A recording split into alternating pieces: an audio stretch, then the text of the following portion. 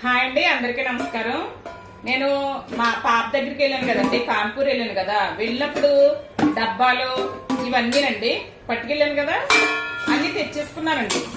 ఇవో ఈ డబ్బాలు ఇవన్నీ కూడా. అంటే మీరు ఇప్పుడు అందరూ కూడా ప్లాస్టిక్ వాడేయాలని, ప్లాస్టిక్ వాటితో పట్టుకెళ్ళి అవి అక్కడే పడేయచ్చు, ప్లాస్టిక్ పట్టుకెళ్ళాలి అని అనుకుంటున్నారు కదండి. అంటే పూర్వం మన వాళ్ళందరూ ఇలాగే పట్టుకెళ్ళేవారండి. మనం ఇప్పుడు అవి పట్టుకెళ్తే మళ్ళీ వెనక్కి తెచ్చుకోవాలి అని అనుకుంటున్నాం. ఏముందండి, ఓ చిన్న లగేజ్ లో, క్యాబిన్ లగేజ్ లో మళ్ళీ పెట్టేసుకున్నాను ఇవి.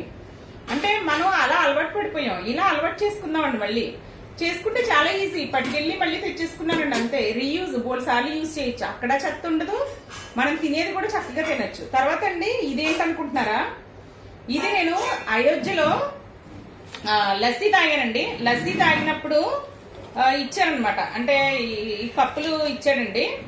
లస్సీ తాగినప్పుడు ఇవి లస్సీ ఇట్లో తాగినప్పుడు ఏం చేశానంటే, అంటే నా హ్యాండ్ బ్యాగ్ లో ఎప్పుడు కవర్స్ ఉంటాయండి. కవర్స్ ఒక 5-6 కవర్స్ అయినా పట్టుకెళ్తాను, ఎప్పుడు ఏది అవసరం వస్తుందో తెలియదని. అప్పుడు లస్సీ తాగిన తర్వాత వెంటనే వాటిని ఇందులో పెట్టుకుని నేను ఇందులో పెట్టేసుకున్నానండి. ఓ పేపర్ చుట్టేసాను. వచ్చిన తర్వాత క్లీన్ చేసుకుని రూమ్కి వచ్చిన తర్వాత అవి క్లీన్ అయిన తర్వాత మళ్ళీ ఇందులో పెట్టుకుని తెచ్చుకున్నాను.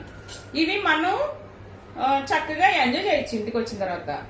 అవును కదండి, ఇలా తాగేలా పడేయడం ఎందుకు? మీరు కూడా కవర్లు మెయింటైన్ చేయండి. మీ హ్యాండ్ బ్యాగ్ లో మెయింటైన్ చేస్తే చాలా ఈజీ అండి. అంటే మన ఇంట్లో కవర్ని, ఈ కవర్ని ఇన్ని సార్లైనా వాడచ్చు, అంతే కదండి. కాబట్టి మీరు అందరూ కూడా ఇలా ఆలోచించండి. చాలా ఈజీ అండి ప్లాస్టిక్ ని అవాయిడ్ చేయడం ఈ విధంగా చేస్తే.